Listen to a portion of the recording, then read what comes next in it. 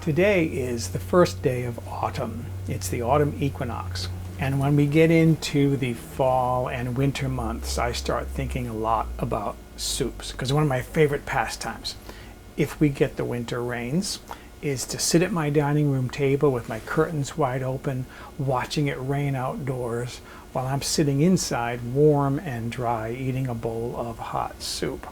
Now what I want to do today is, I want to fill an empty place in my YouTube channel. I currently don't have any YouTube videos on chicken noodle soup. I have a website recipe for it, but no YouTube video. Now you can make chicken soup as complicated or as easy as you want. I'm going to be using homemade stock because I have some chicken stock left in my freezer, and I have a lot of chicken trim in the freezer. So during the next few weeks I'm going to be making more stock to replenish my supply. However, you can buy broth in the store. This is chicken broth. It's available. Try to find the low sodium variety so that if you concentrate it down to concentrate the flavor, you won't concentrate the salt and make it too salty. I'm going to be using homemade pasta dough to make some noodles for my chicken noodle soup, because there's one particular style of pasta that I want to make for my soup. However, obviously, you can buy egg noodles at the store and use these for your chicken noodle soup. You don't have to make everything from scratch if you don't want to. There are plenty of items available. I've even heard from people who say they'll make kind of a cheater chicken stock. They'll use some trim and boil it to make a stock, but then they'll add something to it, like some bouillon. This is better than bouillon chicken flavoring. I like this, and sometimes I'll fortify my stock a little bit with this if I want a little more flavor. So there are a lot of possibilities here. This isn't one of those recipes that's kind of like cast in concrete and you can only make it one way. A lot of possibilities here. So feel free to do whatever is easy and convenient for you, or whatever satisfies you as far as your creativity. So let's make chicken noodle soup. Okay, I mentioned that I wanted to use my homemade stock. This is my homemade stock here that's frozen. I got to get this thawed. This is 4 cups, which is about 1.4 liters. When I make stock, I portion it into little 1-cup containers using these Ziploc containers, and then I pop out the stock and put it in a Ziploc bag for storage in my freezer. So I have to get these into a pot so they can start melting. So I said I was going to be making my own pasta from scratch. This is my pasta dough. I made this last night before I went to bed and let it sit in the refrigerator overnight. Another pasta that I thought about that you might want to try is, this is called short salad macaroni. I sometimes see this as tubetti or tubettini. Also, I have seen it under the name ditalini. I'll put all these names down there for you so that you can see what I'm talking about. Really, any small pasta that's suitable in a soup. Like, obviously, you wouldn't use lasagna in a soup unless you break it up a lot. Any small pasta, like small elbow macaroni, small shells, all those pastas would be fine in soup. So here's my piece of pasta dough. I'm going to flour this a little bit. I want to work a little bit more flour into this because overnight it softened up quite a bit, and I want this a little bit stiffer. So I'm just going to need a little bit more flour into this using my little flour duster there. And then I'll roll it through my pasta machine when I get it to the consistency that I like. By the way, on my website, in the basics section of the recipe archive, there is a recipe for making pasta from scratch, and I also have a YouTube video on making pasta from scratch. I got my pasta dough pretty much where I want it as far as the consistency I want, so I'm running it through my pasta machine. If you don't have a pasta machine, you'll probably get one eventually, because these are neat little machines to have. I'm rolling this down on this machine to a setting of about number 5. That should be thin enough to give me a nice noodle. And that's number 5 right there. And then once this is rolled, I can start cutting.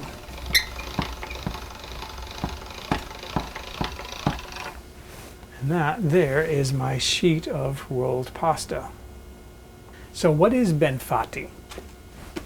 I found it in one of my pasta cookbooks. The way this book explains benfatti is that it originated out of trimming pasta. So for example, you make ravioli.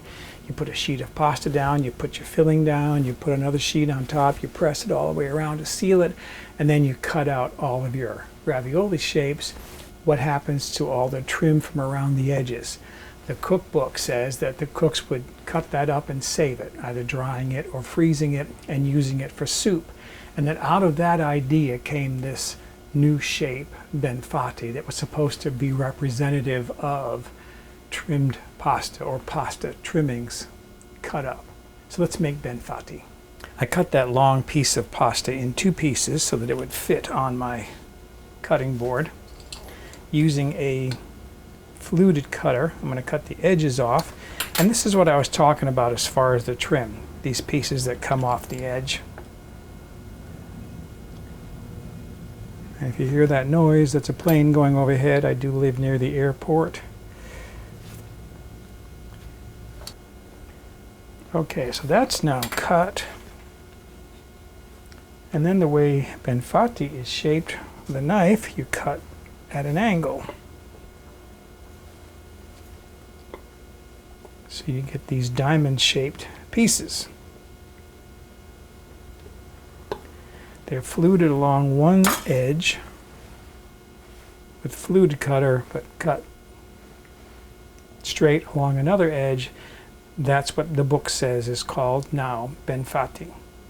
So you can see my broth is melted and come to the boil.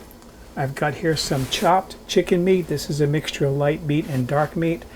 And then I've also got some mixed vegetables because I like vegetables in my soup. And this stuff is all frozen. So of course it's going to stop it boiling right away. I have to bring this back up to the boil. And I'm going to cook those vegetables for just maybe 2 minutes. I'm ready to add my pasta now, but before I do that I want to put a good pinch of salt in there because I always make my stock without salt, so there's no salt in there at all. Okay, now obviously if you're using dry pasta you want to cook that first because that'll take the longest, 8 to 12 minutes, 10 to 12 minutes. Because I'm using fresh pasta, I can add it at this point now because that's going to cook in about 1 minute. Fresh pasta cooks a lot more quickly. As far as how much of everything I'm using, I mentioned 4 cups, 1.4 liters of chicken stock. I would say to feed 4 people, use 4 ounces, 113 grams of dry pasta, the noodles, 4 up to 8 ounces, 225 grams of mixed vegetables, depending upon how much vegetable you like in your soup. And then finally, I'm using 6 ounces, 170 grams of cooked chicken meat, that's boneless. I'm going to let this cook for a minute to cook that pasta, and then we will be ready to plate and serve. So here is my hot pan of soup. My favorite soup bowl. Get some of my soup in there. Oh gosh, that looks good. I love soup. Just love soup in the wintertime. Looking forward to colder weather. There it is. That is ready to eat. Before I taste my soup here, I want to just close with a couple more pieces of information. First of all, chicken soup is well known for being healthy for you. Add vegetables to that, you increase the nutritional value even more. It's not fattening. It's not high in calories. According to the nutrition label on this box of broth, this broth is 15 calories per cup of broth.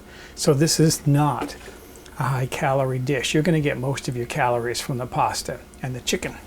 So let's see what my chicken soup tastes like. Not that I need to wonder because I've been making this every winter for years.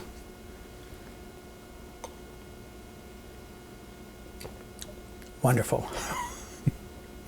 That is just wonderful. I love soup. That pasta just cooked al dente, So excuse me, I'm going to go enjoy my lunch of homemade chicken soup. For a printable PDF copy of this recipe with step-by-step photographs, visit my website, mobilehomegourmet.com, and look on the home page or in the recipe archive.